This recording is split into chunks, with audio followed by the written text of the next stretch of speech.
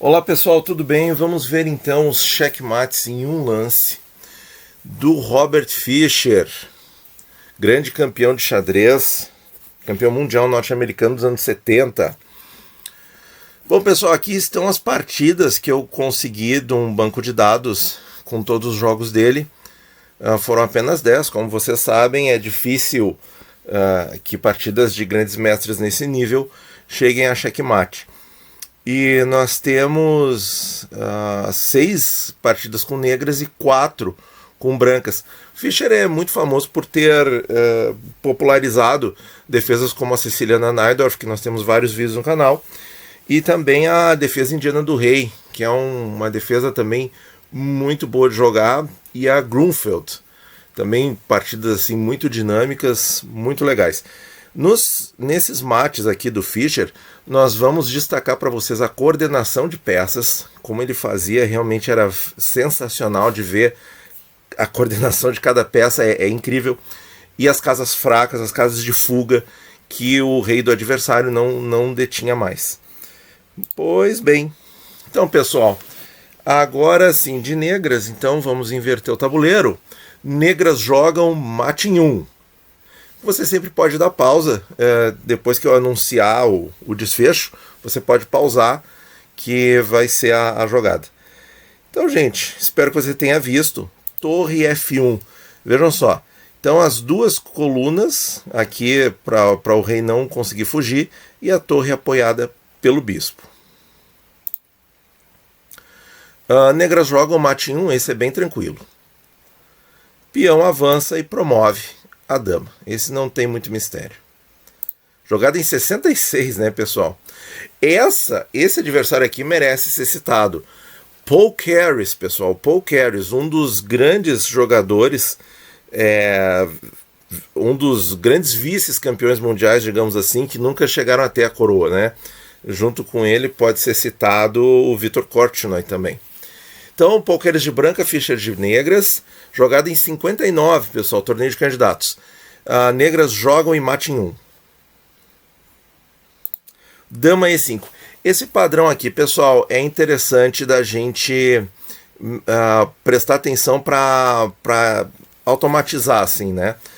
A dama na casa contígua ao rei, apoiada, pode ser pelo rei, por qualquer outra peça, enfim. Mas vejam, a dama ataca em linhas, colunas e diagonais, certo?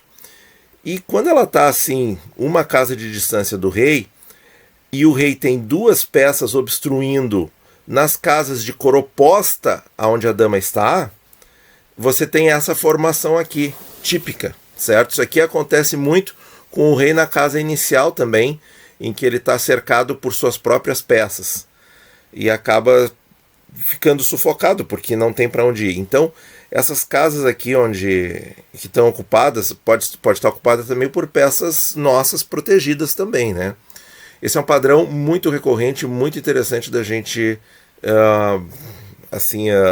como é que eu posso dizer, trazer de coração, né? Decorar.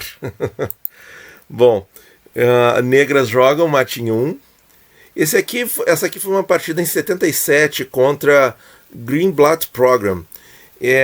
Depois de ter conquistado o campeonato mundial e não ter jogado contra o Karpov em 75, o Fischer, nos anos 70, fez algumas partidas contra computadores para estimular o desenvolvimento da inteligência artificial.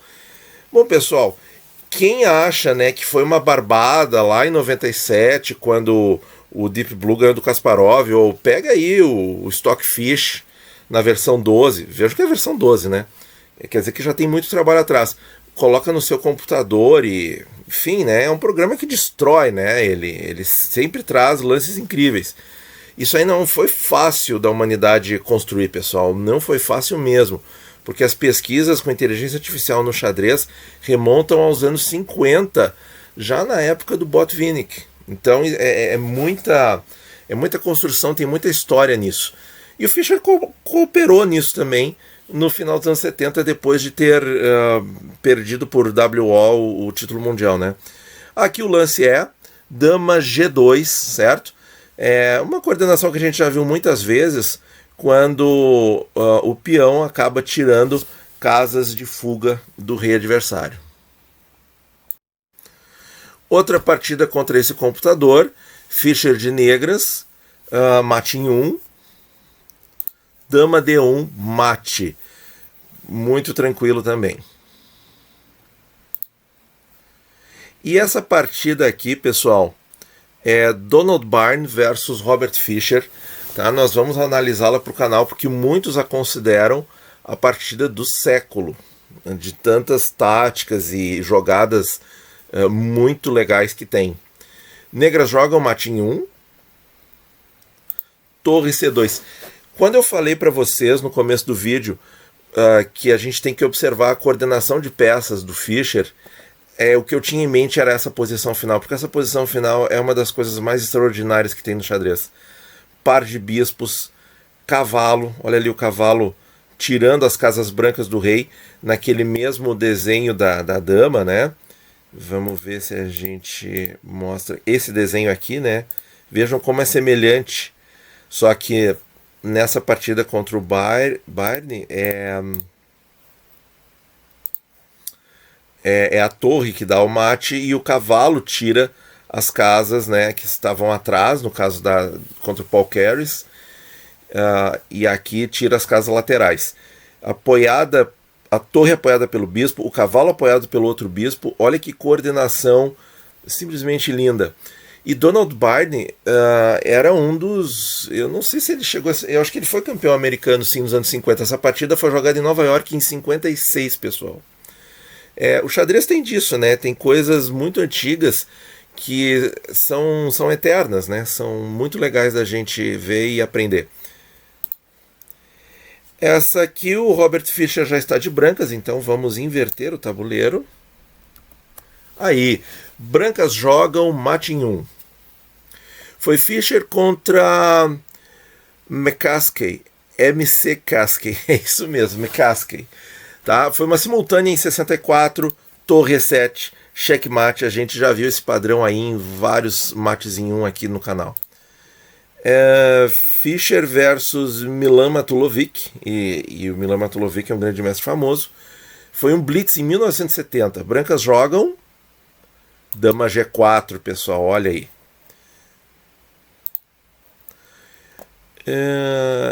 Aqui outra partida de 77 contra o Greenblatt Program. Brancas jogam mate em 1. Esse é interessante, pessoal. Esse é interessante que tem uma pegadinha aqui.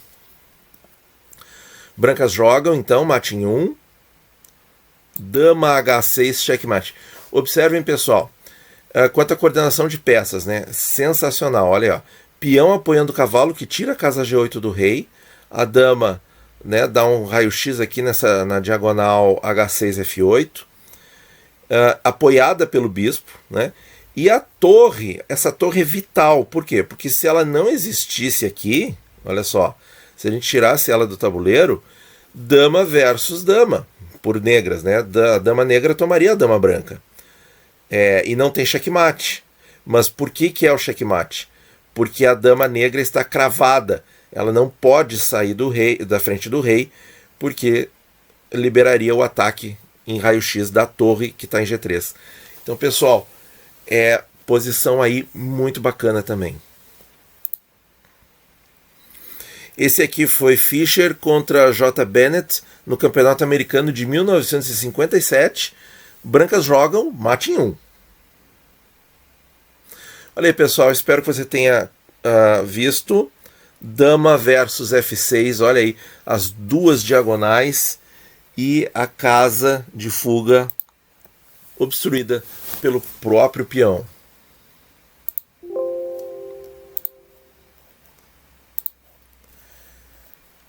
E aqui, pessoal, voltamos para a posição inicial do Fischer de negras, né? Contra os Surgues em Milwaukee 57, que foi a primeira que nós vimos com torre F1. Bom, gente, espero que vocês tenham gostado aí dessas 10 partidas em que o Robert Fischer deu checkmate. Fischer é um personagem muito polêmico, um personagem mundial muito polêmico, mas no xadrez, quando a gente olha só o tabuleiro, ele é inquestionável, né? São posições assim incríveis, né? O legado na Najdorf, o legado na defesa indiana do rei, o que foi do ponto de vista histórico os Estados Unidos terem quebrado a hegemonia da então União Soviética na época, né? Que sempre teve um representante russo, né? Porque depois veio Karpov em 75, ficou até 85. Em 85 veio Kasparov. Aí o Kasparov, em 93, fez aquela coisa lá com o Schwartz, saiu da FIDE e tal, mas a gente sabe que ele era o mais forte do mundo. A FIDE fez vários torneios de candidatos e de mates pelo mundo, enfim. Depois, em 2000, o Kasparov perdeu para o Kramnik, que era russo também, e o Kramnik foi perder só em 2005 ou 2008, eu tenho que revisar isso aí, para o indiano Anand, que depois veio a perder para o Magnus Carlsen, que é o atual campeão mundial norueguês, que acho que foi em 2013. Eu acho que o Anand ganhou o título em 2005 ou 2008, e em 2013 ele perdeu para o Carlsen, e o Carlsen, o norueguês, até hoje é o campeão mundial.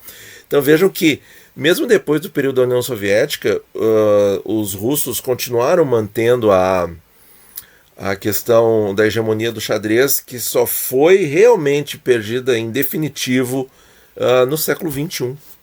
Interessante, né, gente? Então vejam como o Fischer foi uma exceção naquele período, porque os russos, os soviéticos, detinham aí a coroa do xadrez desde a época do Alekhine, né? Que era russo também.